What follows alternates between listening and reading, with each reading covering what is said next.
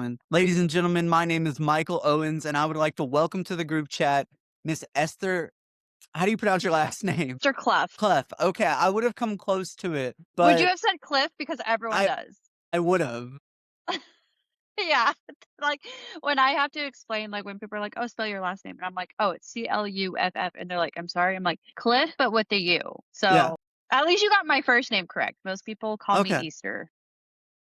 Okay. Well, my background is biblical studies, and there's a book of the Bible Mhm. named Esther, so that was easy. So you're a professional model, correct? And are you internationally published or regionally published? Just in the US at the moment. Just in the US. Okay. So that is super awesome because you also face certain challenges with your modeling. Mhm. And before we talk about that, I want you to tell everyone who you are outside of modeling. What are your passions? What are your goals? Oh gosh, okay. I live a very boring life outside of modeling. I actually work for an insurance company as a insurance specialist. I'm very good at my job. I just hate it. Okay. It's very boring. But recently I actually just released my first song. I have been writing my own music for over a decade. And so in 2026, I decided I was going to start recording. And it was just a form of therapy. And I never really thought I was going to like share it like publicly until about a couple of weeks ago. A lot of my friends were pushing it and pushing it. And I was like, fine, fine, I'll release it. And so I released it. And then a couple days later, I actually had a videographer reach out to me and they're actually going to be filming a music video for it. Well, And that's that was just awesome. 2 weeks ago. So I do my music. I'm actually putting on the first fashion show here in Tucson, Arizona, which is outside of the university's fashion show. This is something that's going to be citywide, and that's going to be something that's going to be reoccurring every year. So that's a big project. And then I actually just got a designer and an investor into creating a lingerie line with me. So I'm a very busy person. It sounds that way. So thank you so much for taking time out of your busy schedule to join us here at the group chat. Of course. So what do you do for leisure? It doesn't sound like you have time for leisure, but surely there's something that helps you unwind. I actually don't unwind very often. It's actually a problem. Because I do so much. And if I'm not working, I'm usually at the gym. And then if I'm not at the gym, I'm just working on like answering emails or coming up with the next project or whatever. But if I had to say like a leader is, I like to play Magic the Gathering. That is a huge Okay. thing. I, I love playing Magic. I do watch TV shows, but it's kind of just the same shows I've seen, just kind of as like a comfort. Mhm. I read and I bake. I mean, I don't Who have a is your lot of go-to commander? okay. So my favorite commander is the Trash Pandas from the Bloom Barrow, series. It has to be okay. I love the Trash Pandas. Love, love, love them. They are a monster when you got the right engine Yeah. because they mess with you. And they are just very, very strong. I did just get the Fantastic Four from the Marvel collection, and I'm waiting to play that one because I have a friend who bought the Captain America one, and he's like, "I'm gonna beat you," and I'm like, "You probably will," but I still really enjoy it, so I'm super excited to play that one. That's But the awesome. Trash Pandas are definitely my favorite. I'm so happy we chased that rabbit, but let's bring it back into the world of modeling. People don't know about the nerdy side of me. I'm very nerdy and I'm actually very intelligent and like Mhm. I walk into a game store and everyone looks at me because I'm a very pretty girl and I definitely don't belong there. But then I start talking about magic and they're like, "Oh, you actually know what you're talking about." And so I'm like, it's just a little secret guilty pleasure. So most models I know actually play Magic. Really? Yes, that is a very common thing here in the little state of Oklahoma that I've noticed. Okay, Not I'm an the only uncommon one. thing. No. So you have type 1 diabetes. Can you explain to me what that is exactly? So it is an autoimmune disease. It's also genetic. So my grandparents had it, and it skipped my parents, and it was given to me. So basically, what happens is my white blood cells attack my body, the beta cells that create insulin in my body that is living in my pancreas, and so I cannot produce insulin by myself. So Okay. I have to take artificial insulin to live.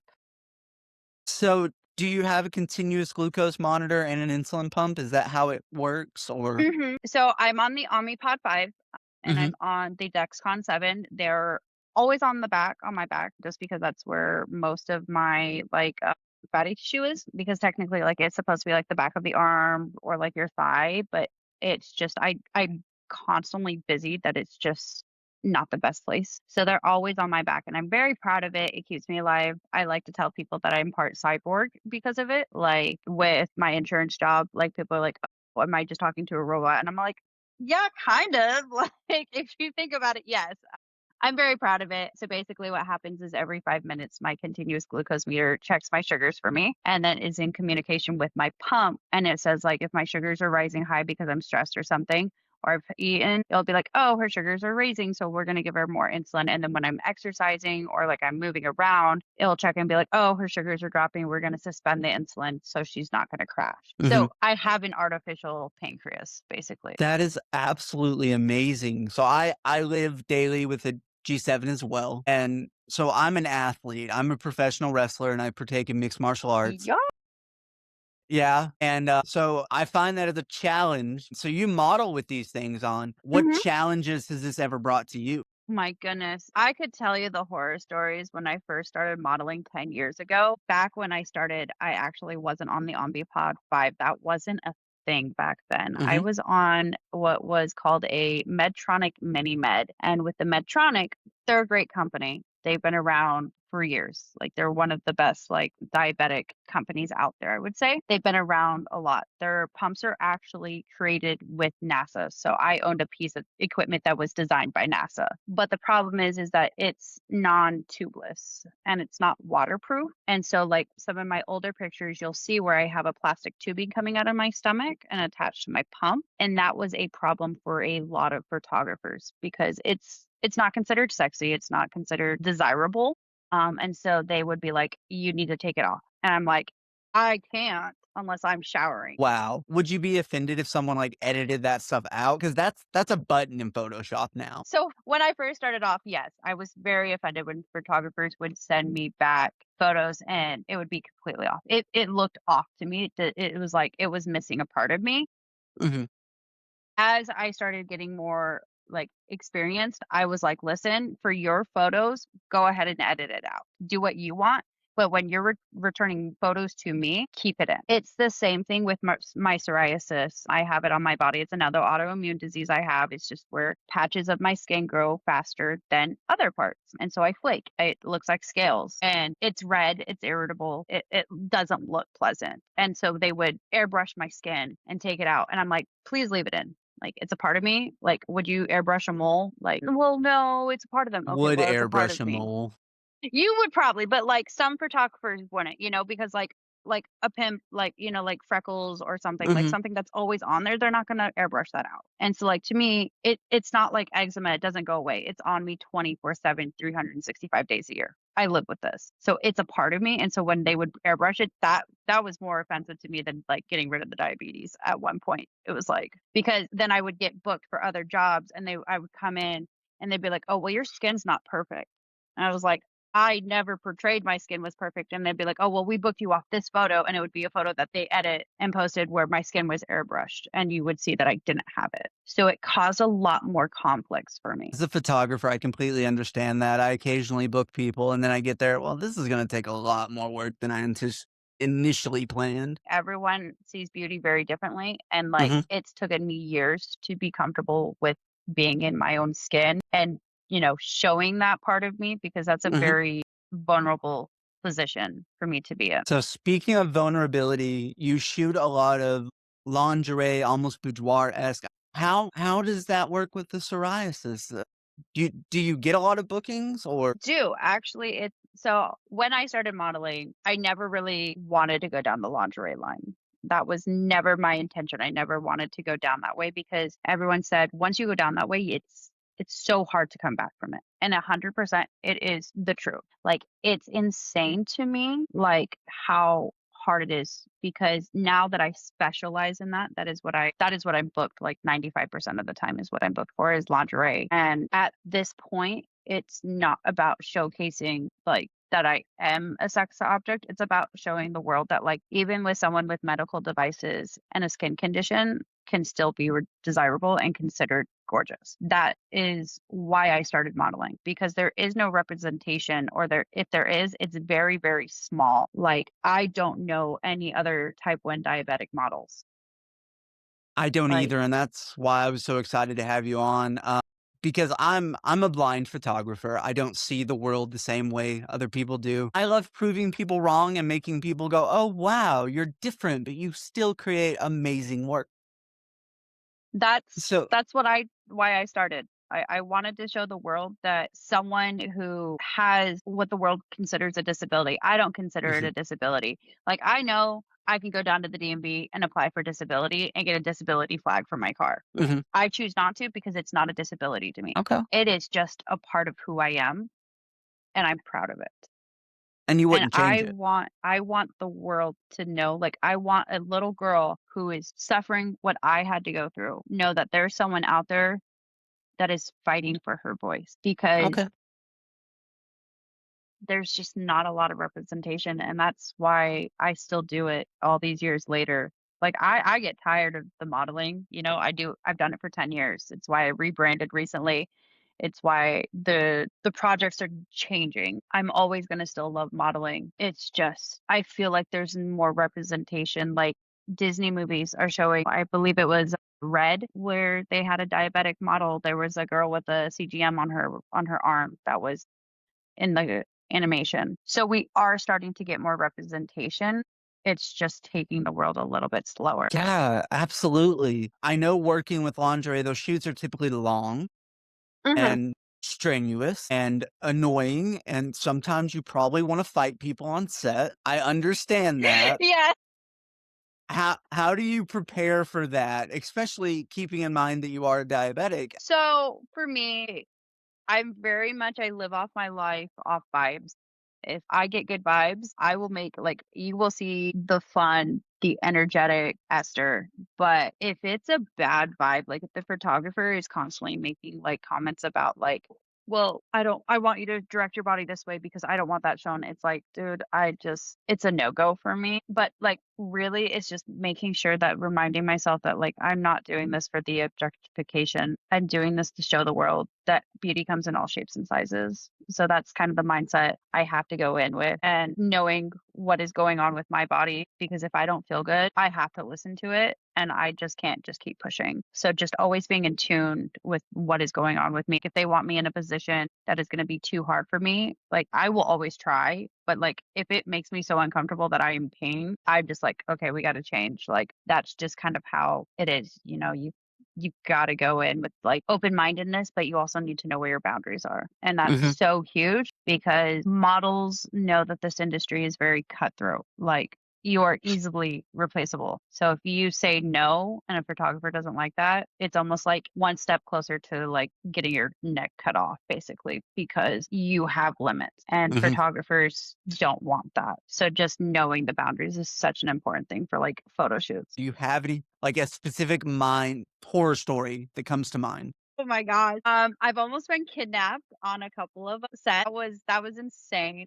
That was probably within my first 5 years of being being a model. We were doing a set on location and they showed up with like a sketchy white van and like just a whole bunch of people that weren't like in the briefing. And I was just like, okay. And then, like, found out months later, like, they were, like, arrested for, like, human trafficking. And I was like, "Ah," like, "I'm so glad I listened to my gut on that one." Let's see. COVID and OnlyFans has changed the game dramatically. I moved back home from Kansas. I was in Kansas for 4 years for work, and I moved back home, and a photographer I had worked with before reached out to me and was like, "Hey, I'm so glad you're home. Come work with me again." I said, "Yes." I was like, I've loved your work. You do fantastic work." I'm like, "Yes, yes." I showed up and we were doing lingerie and he tried to finger me. He Oh, tried that's to not okay. 100%. I have it in my contract that you don't touch me unless you ask permission. And I was like, "What the," like, "What do you think you're Mhm. doing?" And he was like, "Well, the industry has changed. I paid for you. I get to do what I want to you." It's so messed up. And I was like, "No, thank you." I was like, "You're paying me for the whole session and I'm leaving." And I did Yeah, because it's as you just should have. the industry has changed so much because of OnlyFans and because of COVID that a That's lot of so sad. photographers think that now. And any guy with a phone, camera phone, or even a $20 Canon from Walmart considers themselves a photographer now. And he's like, "Hey, I'm a photographer." I'm like, "Okay, what, like, show me your profile, show me your work." And he was like, "Oh, well, it's all on my cell phone. I take cell phone photos." Yeah, so, like, I'm not saying you can't get great shots with Fashion. a phone. No, Yeah. no, absolutely not. The phones nowadays are their cameras are fantastic. I'm Mhm. not gonna lie. But, like, when you're doing this as a job, I don't think an iPhone camera is considered good enough. Like, my But camera I'm is also great for my biased. music concerts. Like, when I go to music concerts, trust me, I get some good video from the back of the, like, room with my iPhone 17 Pro Max, where people are like, "Oh my gosh, I can't believe you're, like, right there in front of them." And I'm Mhm. like, "No, honey, I'm in the back." Like, I'm not gonna be in the nosebleeds. I'm not gonna be in the pit. No, thank you. My body is not that young anymore. A lot of people think I'm a lot younger. I had a match last night, it was pro wrestling, and I had to do a bump off the top rope, and now my back is screaming in pain, and I'm like, I "I'm was gonna not say, as young." how's your knees? My right knee sucks, like, really badly. I feel that. I'm getting to that point in my life where, like, I was on a photo shoot with my friend Alex here in Tucson. He's one of my favorite photographers. He's actually one of the founders of the fashion show with me. I brought him on, and so we were doing the photo shoot, and I am on my knees in a weird position, and he just hears my knees just popping, and I'm just laughing because I took ibuprofen, I put on the icy hot, like, I'm, like, prepped, and I'm like, "I'm not gonna hurt," like, and then you just hear me pop, Mm. crackle all whole 2 hours, and then the next day I texted him, and I'm like, "So, I'm limping today." What and he was like, "I told you." And we're not even 30 yet, imagine how bad it's gonna be in 10 years. You know what? My boyfriend the other day was making a joke. He was like, "Oh," he's 4 years older than me, and he was like, "Oh, you're 40 in your body's age." And I was like, "Honey, I'm like 80 with my body, but I still have the mindset of a 21-year-old, and I think that I can go clubbing for till 2 o'clock in the morning and be fine. And then the next day, I sleep until like 2 in the afternoon because I'm not." Do you have any funny moments?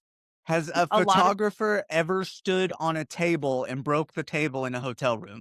I've had photographers break things on set because they're like, "Oh, I need anything for the shot." I mean, I always tell them, like, "I won't save you, I will save the camera because I know that's worth a lot more than your life." Agreed. So I have saved a couple of cameras. I had one photographer, we were out, this was early on one of my favorite photo shoots we ever did.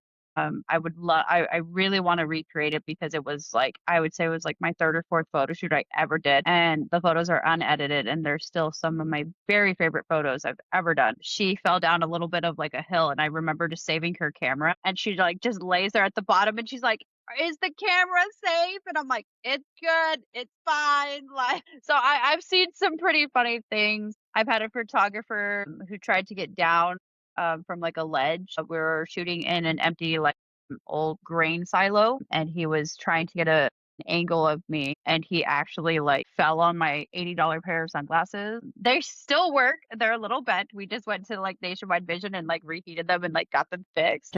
Mhm. So I've seen a lot of funny things, but I've also seen some pretty horrific things in the 10 years. It sounds like there's been more horrifying moments than funny moments. Mm, About even? it's about even. I would say I do a lot more of the funny things when I'm on set. I'm sure a lot of the photographers could tell you about the random dancing I do because I will always play music. I feel like it just loosens up the mood and it just kind of flows more naturally. So you'll either hear me like break out in song or you just see me dance awful. A lot of the behind the scenes shoots are just me just randomly just vibing. Mhm. I seem to do a lot more of the funny things. So what's your go-to song? It depends on what the mood is. I love all types of music, but my favorite is like alternative. So I listen to a lot of like Sleep Token, I Prevail. Varsity is a big one of my favorite bands. He's actually one of my closest friends, Joey. I love his music. So like I usually put him on Arrows in Actions, like a lot of the newer, younger Home Team is another good one I put on. They're always fun, very high energy, poppy. Love Brian. He's fantastic. Johnny Craig's another one that I put on. It just kind of, those are just kind of my to go to albums Mhm. or like bands. I don't really have a favorite song. It's like you're asking me to like pick a favorite out of like a million children, and it's just not gonna. So it's time for us to close this beautiful journey out. I'm again so thankful that you took time out of your busy, busy schedule to sit here and talk with me today. So, what would you tell someone who wanted to get into modeling, who was facing challenges like what you faced? Know that it's gonna be worth it. It's gonna be challenging. This is not an easy industry. People think that it is an easy job. It's not. They think of modeling as just sitting in a in a chair, getting pretty, and standing there and taking photos. There's going to be a lot of challenges. There's going to be a lot of highs. There's going to be a lot of lows. Don't look at the numbers. My biggest weaknesses is that I get very obsessed with the numbers. I get very concerned when a post doesn't do well. And so, like with my music, I don't know how many, I refuse to look at how many videos or how many times it's been like listened to on YouTube Music or Spotify because I'm not doing it as a career. It's more as just a hobby and something creative. And so I refuse to look at the numbers because then I know it's going to become an obsession. So for someone to start out, don't look at the numbers. Enjoy it, love it. It's so fun. It's so rewarding because yes, I've been doing this for 10 years and a lot of people are like, "Oh, I bet you don't have self-image issues." Trust me, I do. I see the numbers and I'm obsessed because Okay. as someone who is in a very deep cut, like, throat like industry, a bad post can destroy you. Like it can make or break you. And you just kind of have to remember that, just because one post doesn't do well doesn't mean that you're not going to succeed in the next one. Enjoy it. Don't take it serious. It's just something to give you that self confidence and that self love. Okay, awesome. And where can people find you on the Instagram and the YouTube? So YouTube, my music is Starfire. So it's Phire.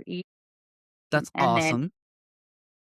shout out to my friend Isaac for coming up with that name, because it was going to be something very different, but he convinced me on that one. No, spill the tea. What was it about to be? So we had Essie Star, Everstar, Star Vixen, but that one sounded too much like a stripper name, so we went against it. So Starfire it was. Okay, awesome. Well, And again, then my Instagram is Type One Diva. okay, and I will leave those in the links below. Thank you so much for coming on. I hope you enjoyed the group chat. I did. I loved it. It was so much fun. Thank you for having me. Absolutely.